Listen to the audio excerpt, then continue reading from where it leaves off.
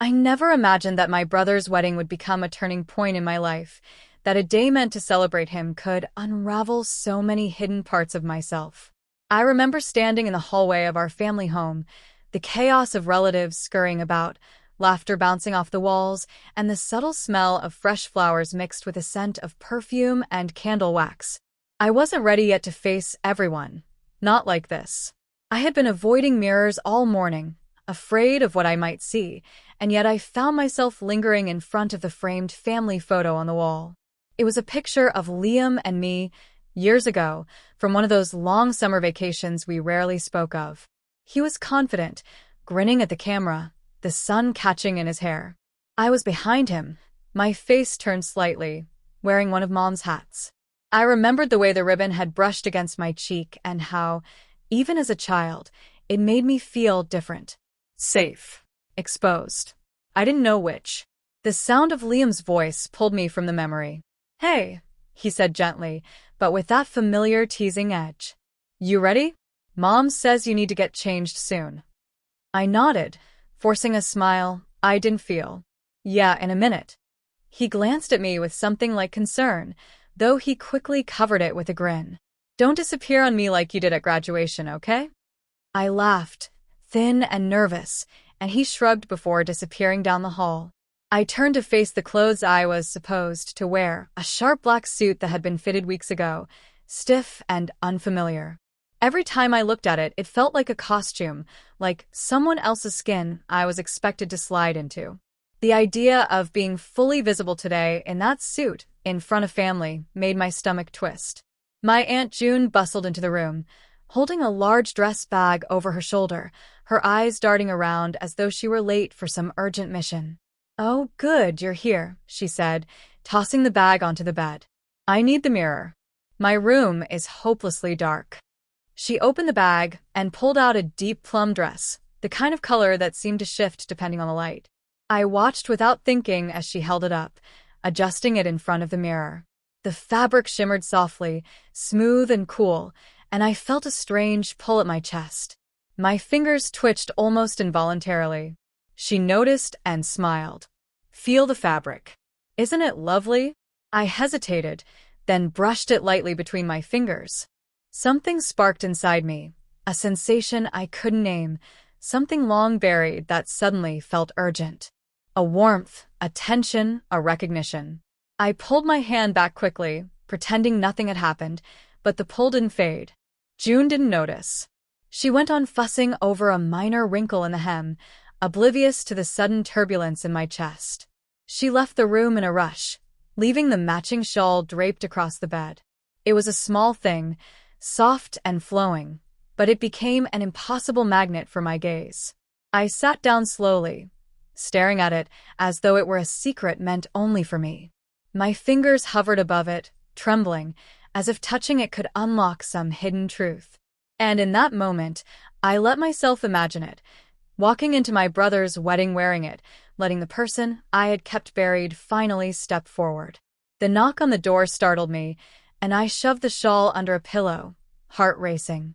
"Almost dressed?" my mother called, her voice sharp and slightly impatient. "Yeah," I said too quickly, forcing a composure I didn't feel. I looked at the suit again, then at myself, and realized that today somehow would be different. Something inside me was shifting, pulling me toward a truth I had been avoiding for years, and I couldn't ignore it anymore. And deep down, I knew I wouldn't leave this house the same person I came in as. After hiding the shawl under the pillow, I forced myself to focus on the black suit hanging neatly on the door. My mother's voice echoed from a hallway again, sharp with urgency this time. "Hurry up. Liam is about to leave for the ceremony." I took a deep breath, trying to convince myself that today would be ordinary, that I could be the person everyone expected. But as I dressed, each button I fastened felt heavier than the last. The jacket pressed down on my shoulders like a weight of expectation. The shirt collar scratched my neck, reminding me that appearances were not neutral. They carried stories, judgments, and limitations. I caught my reflection in the mirror. The person staring back at me was neatly combed, composed, and wrong. The eyes were mine, but the face didn't feel entirely mine today.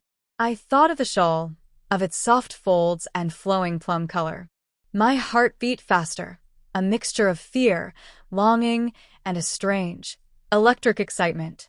I could feel it calling me, like a voice I'd spent years trying to ignore. June had come back, fussing with her hair and checking the mirror again. "Oh, you look fine," she said, not noticing my unease. "Really, you look perfect." Her words should have reassured me, but they didn't. I was perfect, yes, but not for me. For everyone else. For Liam. For Mom. Not for the person I was quietly discovering inside myself. I couldn't stop thinking about it. What if I tried? Just for a moment? My hands shook as I reached for the shawl again, my pulse a drumbeat in my ears. I wasn't supposed to, but the temptation was overwhelming. It was not about rebellion, I told myself. It was about truth. About really seeing who I could be. I wrapped the shawl around my shoulders, and suddenly the room felt warmer. The fabric softness against my skin was a small miracle, comforting and thrilling at once. I adjusted it hesitantly, feeling the folds cascade down my arms, catching the light. The reflection in the mirror changed instantly. It was still me, yes, but also someone I had never allowed myself to be. I felt lighter, braver, vulnerable and exposed, yet stronger than I had ever felt in the suit I was supposed to wear. A knock on the door startled me again. "Are you coming, or do we have to drag you out?" My mother's voice, anxious now, reminded me that time was slipping away. I froze. Every instinct told me to remove the shawl and put the suit back on. To be normal. To blend. But another part of me, the part that had trembled as I touched the dress, that had dreamed in secret, insisted I stay, even for a second longer. Finally, I made a choice. I left the pillow behind and stepped out, shawl draped over my shoulders, head held a little higher than usual. The hallway was crowded, bustling with family. My mother paused mid-step, her eyes narrowing slightly, scanning me. I wasn't wearing the suit yet, but the shawl made the subtle declaration clear. Something had changed. "Is that?" she began, but then she stopped. Her mouth pressed into a thin line. I braced for disappointment, for questions, for a stern lecture. But instead, Liam appeared beside her, looking at me with that rare, gentle curiosity again. His eyebrows lifted, and he smiled. "Wow," he said softly. "That's different." "Different good or different bad?" I asked, heart hammering. "Different honest," he said. He didn't smile teasingly. He didn't laugh. He just looked at me, really looked, and in that moment I realized that maybe honesty was more important than conformity. My mother cleared her throat, still trying to process what she saw. "Well, if you're ready, we need to leave." And just like that, I was thrust into the world outside the safety of my room. The car ride was quiet, filled with a faint hum of tires on pavement and the soft clicking of my own heartbeat. I could feel every gaze around me before I even entered the church, imagining the judgment and the curiosity, the whispers and the glances. My stomach twisted, half fear, half anticipation. When we arrived, the doors of the church loomed large and bright, sunlight streaming in through the stained glass. Guests were gathering, laughing and greeting one another. And there I was, shawl draped elegantly, trying to stay small while also daring to be seen. Liam was waiting at the front, suit immaculate, smiling nervously. He glanced back at me, a silent reassurance passing between us. My pulse eased slightly. Somehow he understood. Somehow he didn't need to say it. And then it began, the procession. I stepped forward alongside the other attendants, the soft sway of the shawl reminding me with each movement that I had taken a risk, that I was claiming a fragment of myself I had hidden for too long. Every step felt like an affirmation, every breath a tiny rebellion. As I took my place near the front, I realized that the wedding, my brother's day, a day meant to celebrate someone else, had unexpectedly become my own. And I wasn't sure if I was ready for what might come next. Standing near the front of the church, I felt every heartbeat echo in my chest. Guests turned their heads as they arrived, their eyes briefly catching on me, and I suddenly understood the sharp sting of visibility I had always avoided. Some faces registered surprise, some curiosity, a few perhaps judgment, but most of all, there was a tension I couldn't name. I had stepped out of my private world and into one where everyone's attention was fleeting but relentless. And somehow, it was intoxicating. The ceremony began, and my world narrowed to the stained glass above, the polished wooden pews, and the faint scent of lilies mixed with the soft notes of the organ. I focused on Liam at the front, his calm demeanor a kind of anchor in a storm of thoughts.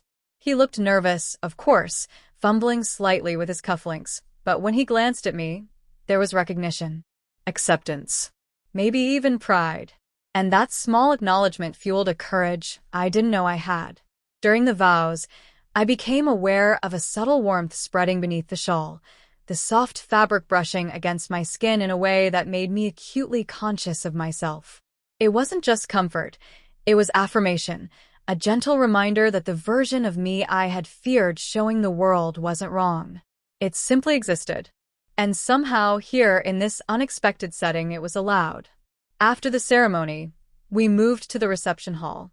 The room was alive with chatter, clinking glasses, and the occasional burst of laughter that felt too loud in my heightened state of awareness. I tried to remain composed, but every mirrored surface reflected a version of myself I wasn't fully accustomed to seeing. The shawl draped around me created curves and lines I had never considered, and the movement of the fabric as I walked felt like a subtle dance I had never learned but instinctively knew. Then came the first real test. A distant cousin, someone I had only met at a few family gatherings, approached with a curious smile. "You look different today," she said, tilting her head as she studied me. Her words weren't unkind, but they carried weight. I forced a small laugh, my fingers tightening around the edge of the shawl. "Yeah, trying something new?" I said lightly, hoping it sounded casual. Her eyebrows lifted. "New is good." Bold even. "I like it." Her approval, simple as it was, hit me harder than I expected. I had anticipated criticism, awkward silence, maybe even subtle ridicule, but instead, there was acknowledgement. I swallowed hard, realizing that part of the fear I had carried for years, the fear of being openly seen, wasn't as unyielding as I had imagined. The rest of the evening was a blur of conversation, laughter, and dancing. I watched Liam on the dance floor with his new spouse, smiling and glowing with happiness. Guests moved around me, clinking glasses, sharing stories, and for a moment I felt a strange sense of inclusion, not despite my difference but somehow because of it. The shawl, the color, the small choices I had made, they had become a signal of authenticity. Later, as I stepped outside onto the terrace for a breath of fresh air, I allowed myself to examine the full effect of the day. The sun was dipping low, casting long golden shadows. I felt the breeze against the shawl, its soft folds catching the light, and realized that I had not just attended my brother's wedding. I had stepped into a reflection of myself I had spent years hiding. Yet, with that realization came unease. Would the courage I felt today survive tomorrow? Or would it fade under the weight of expectations, judgments, and the routines of ordinary life? I didn't have the answers. All I knew was that, for the first time in a long time, I had taken a step forward, albeit a trembling, uncertain step, toward the person I had longed to be. And the most startling part of it all? That step had felt undeniably, irrevocably liberating. The night deepened, and the reception lights softened into a golden haze, casting long shadows across the hall. I lingered at the edge of the dance floor, the shawl wrapped snugly around me, feeling both invisible and exposed all at once. Guests swirled past in their laughter and chatter, couples twirling, children darting between legs, and I felt like I was observing another world, a world I had been afraid to step into until now. A quiet moment pulled me aside. Liam appeared beside me, drink in hand, eyes bright and careful. He didn't say anything at first, just looked at me, really looked, and I felt my heart hammer. The world around us blurred into a soft background hum, and for a moment, it was just us, caught in a fragile bubble of understanding. "You're different tonight," he said, voice low, almost reverent. "I mean that in the best way." I swallowed, trying to steady my voice. I didn't mean to stand out. No, he said quickly. You didn't. You just showed up as yourself. And that's okay. More than okay. His words struck me like a sudden wind. Nobody had ever put it so simply. Nobody had ever made me feel like my unspoken self wasn't a burden, wasn't strange, wasn't something to hide. Just accepted. And yet, even in that warmth, a flicker of fear lingered. What about the rest of the family? The friends I barely knew? What if acceptance today was fleeting, conditional, fragile? Aunt June approached then, holding a tray of desserts. Her eyes scanned me, and I braced myself. But instead of surprise or criticism, she smiled gently. I see you've made an interesting choice, she said. I like it. Very you. I blinked, caught off guard by the simplicity of her acknowledgement. It wasn't loud praise, it wasn't drama, but it carried weight. Even small kindnesses could feel monumental when they touched something buried deep inside. The night continued. I found myself laughing more freely than I had in years, drawn into conversations, dancing with ease I didn't expect, letting the shawl sway around me with a quiet sense of defiance and comfort. And yet, amidst the joy, there was a constant tug in my mind. Who was I really here for? For Liam? For the family? Or for myself? When the last song played and the dance floor cleared, I slipped outside again. The cool night air was sharp against my skin, carrying the distant hum of the city beyond the reception hall. I leaned against the railing, the shawl brushing the back of my hands, and let myself breathe. I thought about the years of hiding, of pretending, of shrinking into shadows because I was afraid of what people might think. And for the first time, I felt the possibility of something else. A life where I didn't have to hide. A life where the person I carried quietly inside could step forward, even if only a little at a time. But as I stared at the stars above, the fear returned, quiet, insistent. Could I live this life openly? Could I face tomorrow with the same courage I found tonight? The questions were relentless, and I knew the answers wouldn't come easily. Still, for the first time, I felt a fragile kind of hope. And I realized that perhaps weddings weren't just about the people getting married, they could also be about the pieces of ourselves we finally allowed to surface.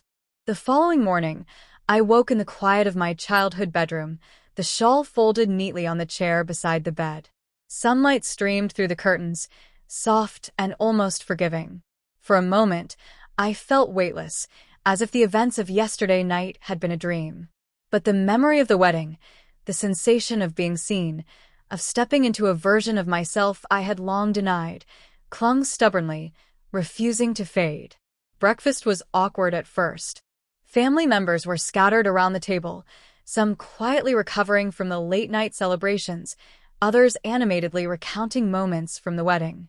I kept to myself, avoiding direct eye contact, my mind spinning with the enormity of what I had dared to do.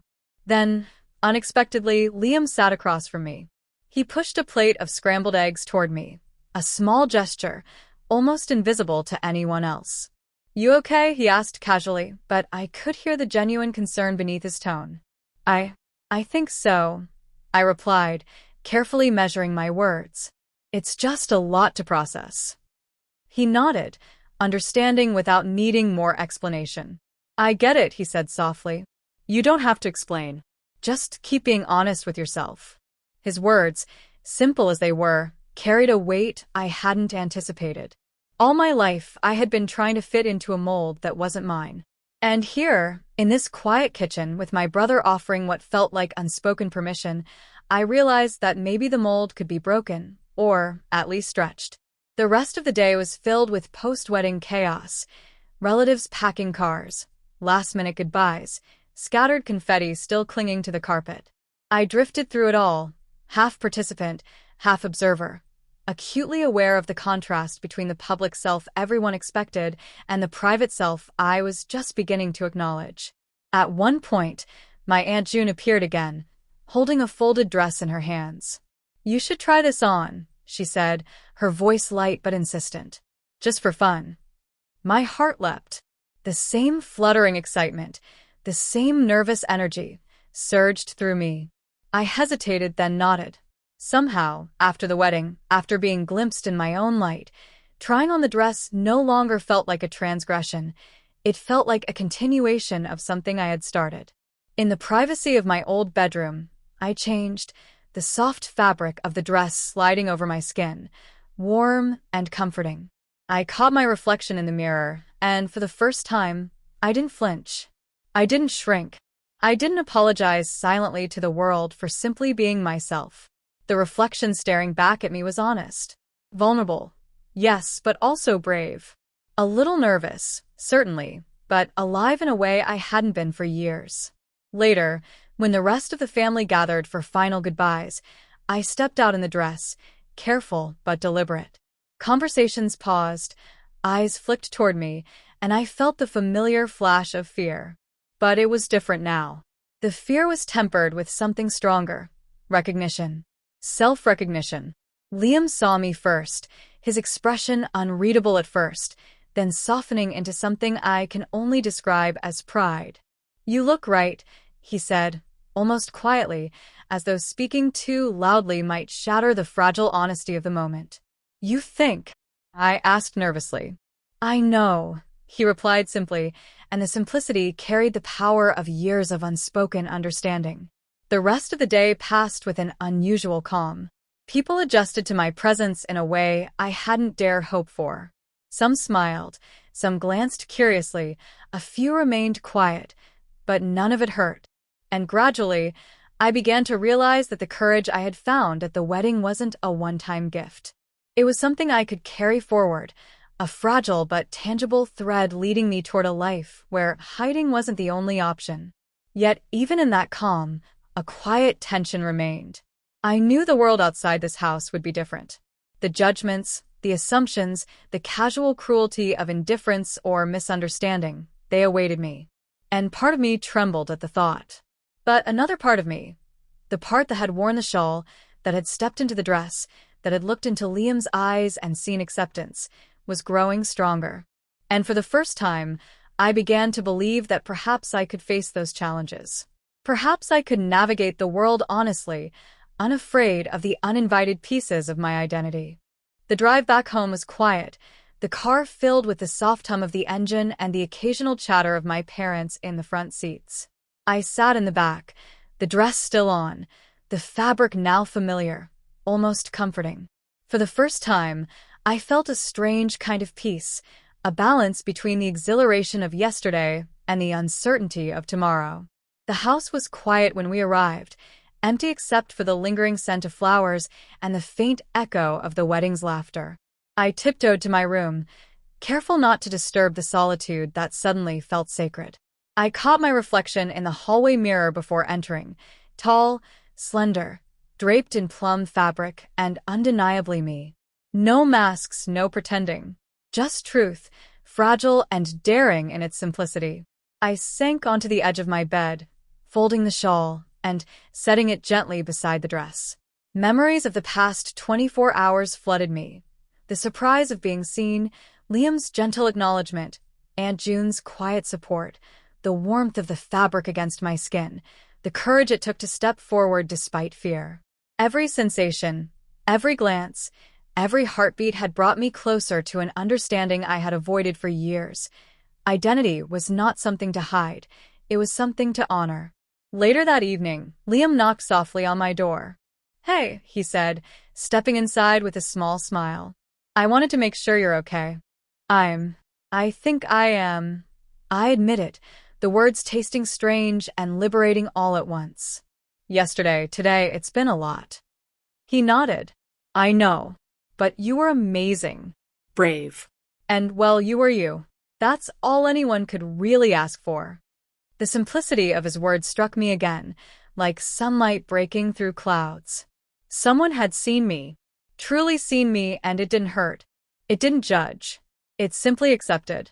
We talked for a while longer, quietly, sharing memories of childhood, laughing at old family jokes, and reminiscing about small moments that somehow now felt larger.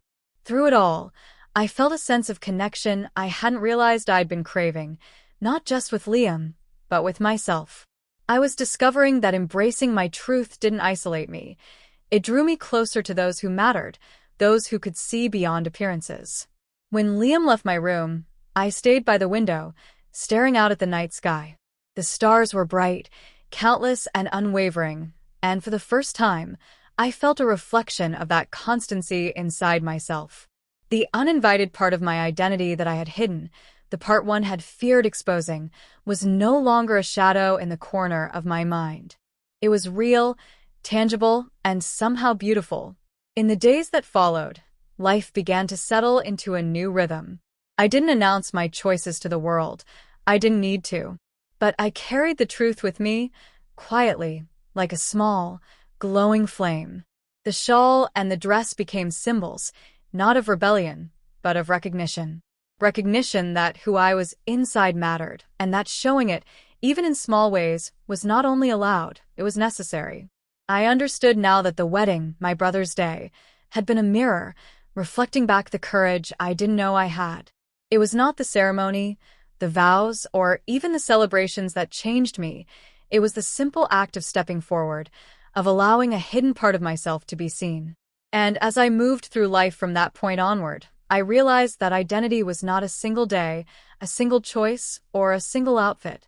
It was a continuum, a series of small, deliberate moments where honesty and courage intersected. It was the shawl I had draped over my shoulders. It was the dress I had dared to wear. It was the reflection I had finally embraced. Most importantly, it was me. And for the first time in my life, I didn't feel the need to apologize for that truth. I was uninvited, perhaps, in the world I had always known, but in embracing who I truly was, I found that my place had been waiting for me all along. The wedding was over. The guests had gone. But the story of me, was just beginning.